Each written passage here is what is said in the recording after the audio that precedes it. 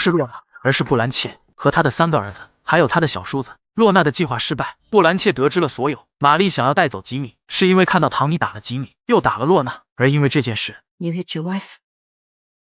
I saw him. How'd he do it? With his hand. Yeah, I know with his hand. I'm asking how. Like, was it like that? Donnie, how'd you do it? How was it? It was harder. Harder. Like, 事情还没完，布兰切让唐尼对着玛丽展示下是怎么打的。就在要动手时，老乔治动手了。不过很快败在下风。面对4个大小伙，他实在反抗不动。就在叔叔要动手，想要继续侮辱时，乔治迅速拿枪指向比尔的脑袋上。可站在上风的时间不长，一人迅速夺下手枪，老两口再次处于下风。布兰切拿出袋子，是他事先准备的斧子。他让儿子唐尼砍断乔治开枪的手指。玛丽哭叫，但他们实在弱小，将乔治按在桌子上。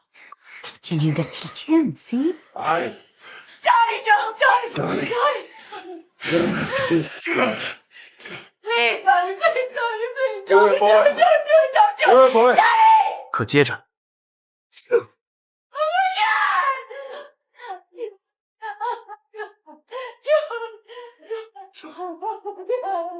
，He won't be shooting for a while.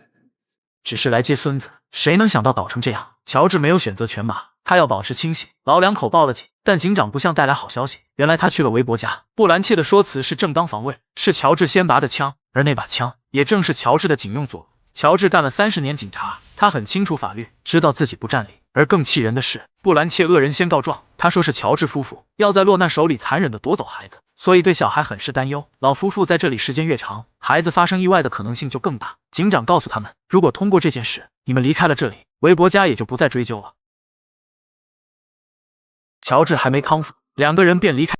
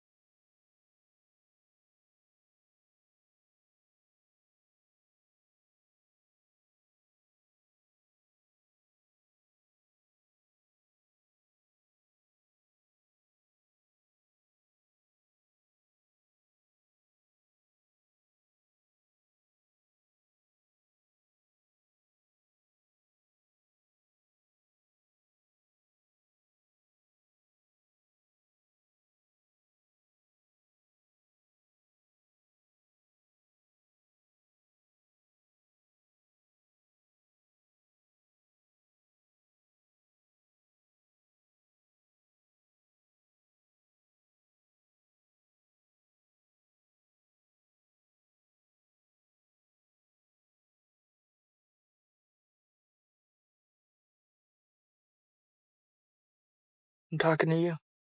玛丽又有了想法，想和乔治留在这里，在这里开疆扩土，那样也许托狼会很开心。而乔治知道，玛丽是因为这里离孙子更近，但是他很清楚，那样和布兰切的矛盾还会增加，可能继续冲突，发生砍断手指类似的事情。乔治不敢想象，布兰切为了发泄，会对孙子做出什么。毕竟他不是爱吉米，而是因为那强烈的占有欲。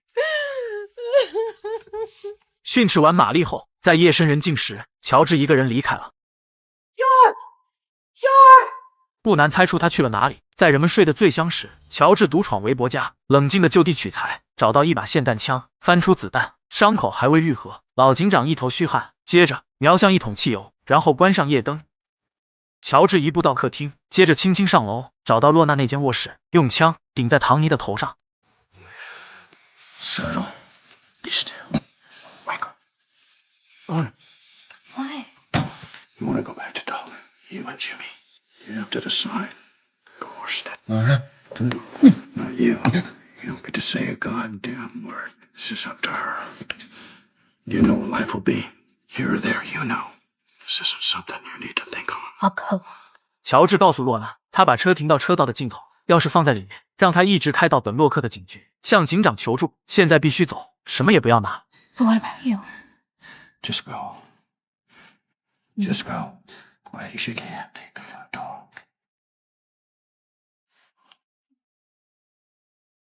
Papa.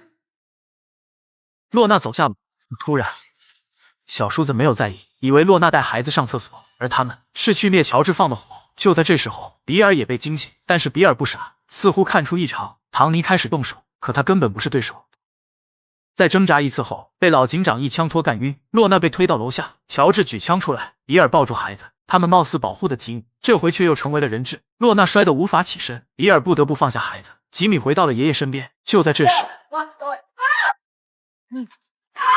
霰弹枪掉下，乔治处于下风。而此时，慌张的布兰切举枪出来，一个瞄准打歪，干掉了小叔子。此时的布兰切处于懵逼，但乔治很镇定。洛娜站起身， Get the boy to me, old man. No one gets hurt. 接着，洛娜抱着孩子奔跑。布兰切看到房子着火，乔治再次起身，夺过布兰切手中枪，对着他赶来的俩儿子。洛娜跑出房子，在不远处和玛丽会合，而玛丽迅速向房子跑去。房间一片安静，玛丽捡起霰弹枪，一步到2楼，搀扶着受伤的乔治。她告诉丈夫，孩子已经安全了。接着一步一步走到楼下，彼得也来帮忙。可在这时，布兰切出现，再次举枪。乔治推开妻子和彼得，挡下了那颗子弹。布兰切不明白为什么变成如今的局面。接着玛丽端起霰弹枪，结束了他傲慢的生命。而乔治却缓缓地闭上双眼，他不能离开这里了。熊熊大火燃起，最终乔治和韦德全家全部葬身于火海之中。乔治用自己的生命为孙子和儿媳换来新的生活。在准备一条舞那一刻起，乔治应该就想过结果。他总是话不多，但又二话不说去独自解决。玛丽向彼得告别，他十分感激。无论他是被体制后的彼得，还是印第安人的拖郎，骨子里不变的是，他一直是一个好孩子。吉米在后排熟睡，这是他人生的重大转折。汽车驶向蒙大拿，两位妈妈泪流满面。玛丽如愿带回了孙子，但却失去老伴，那个爱她一辈子的男人。